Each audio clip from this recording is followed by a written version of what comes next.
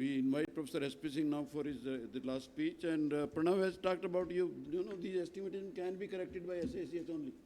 These many astigmatism cannot be corrected ever by phaco incisions, phaco ones. And these days, dry eye is a rampant epidemic in the world.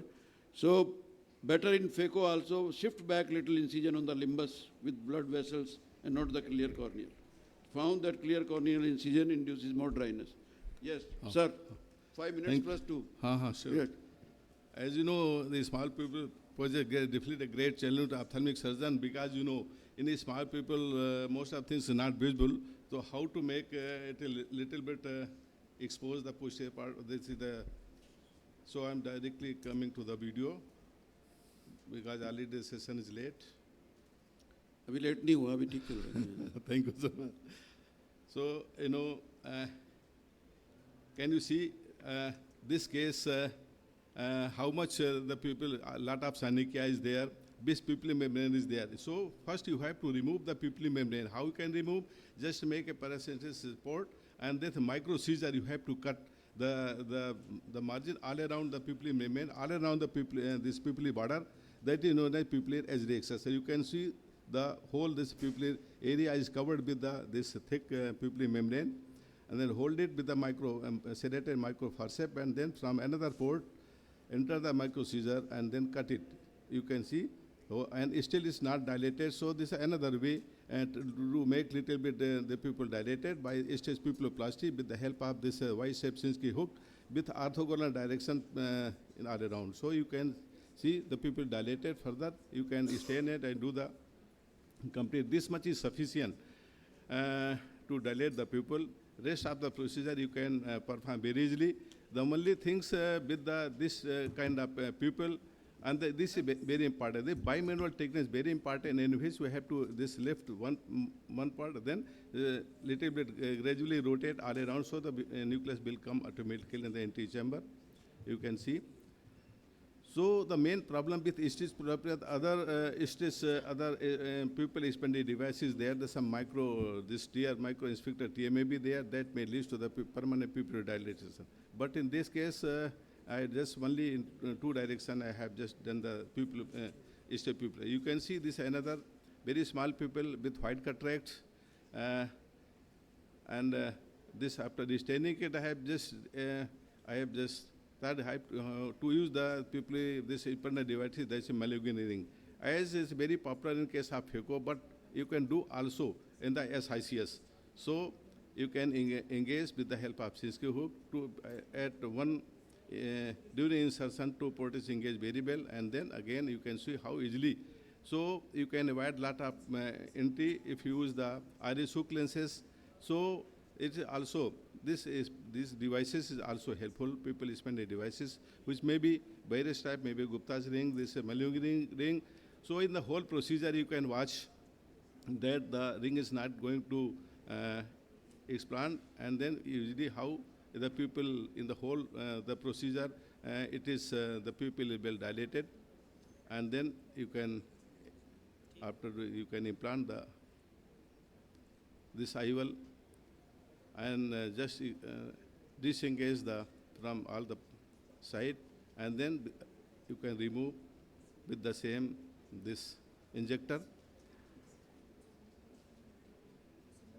And you can see again the pupil comes to the normal, rather small pupil. And then another case is you can see how again in this case the latter pupillary membrane synechiae is there. Again in this case until this hampers the pupillary dilatation, it is important to remove break the synechiae and remove the pupillary membrane all around.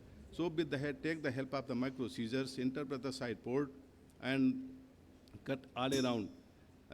This only the pupillary along the pupillary border, just remove it. You can see whole the membrane is removed. Then after staining, it's very important.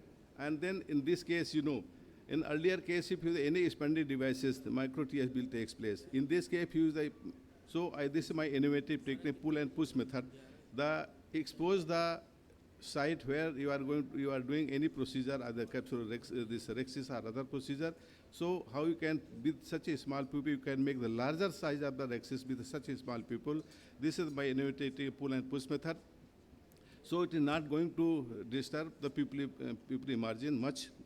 And you can see the pupil is still round. There's nothing much difference. You can see another case of this small pupil, rather semi-rigid pupil.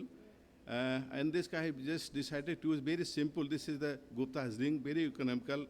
This ring, and you can see you can implant this ring. You can engage slowly. So it at least prevent the entry of various parasympathetic with the, if you are doing the using the iris hook lens, you can see it takes hardly 1 minute to engage how people can be dilated. These devices are useful also in the phaco, and similarly you can in the SICS also you can use in such a small people. But one thing that if you use any kind of these pupil expanded devices, if it is small pupil is some kind of micro, this inspector may be made here, and what happens, the pupillary margin may become irregular. But anyway, there is no any option. Then you can do, you can see in the whole procedure, pupil is sufficiently made, is expanded, dilated. So this procedure you can perform very well. So these are the various devices you can use. Just my presentation just to show different kind of procedures. So whatever you suits you are comfortable, you can adapt that. But the main thing, the surgery should be successful without any complication. So these are the important things you have to remember. And then again, with the help, you can remove, disengage, and from all the sides, you can see, just pull it and disengage the iris. And with the help of only this forceps, you can hold it, you can remove very easily.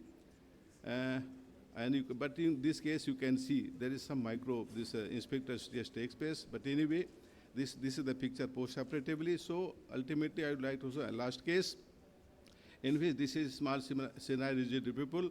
If you any expanded devices, issues pupilloplasty, or as Dr. Kamlesh told that this inspirotomy, then definitely it will disturb the shape of the pupil, function of the pupil. So I decided this is my own only trick. Just watch how you can just again the press another side stretch, and you can do simultaneously, you can do the rhexis. So if you stretch the pupil in one direction only at a time, it's not going to damage the pupil much. You can see then now I am using the this curved hook, and you can just pull it in this direction, and gradually you can proceed all around, and then again with the Y-shaped hook, this I press another periphery and expose the side, and you can see in this how this much size is. You can do the rhexis, and then bimanual technique. In this case, bimanual technique is very important. As rotate the nucleus, and in bimanual technique, you can just pull it and just slightly lift it at one point. Then gradually rotate it and slide. The movement is slightly lifting movement. Rotating and slightly lifting. Such a small pupil, how you can remove this nucleus, and then you can watch. You can see the pupil is circular. Hardly there's no question of any damage to the inspector by this technique. And you can see the pupil picture, the post-operative in a small pupil. This is a way that you can do in any case. Thank you so much for your questions.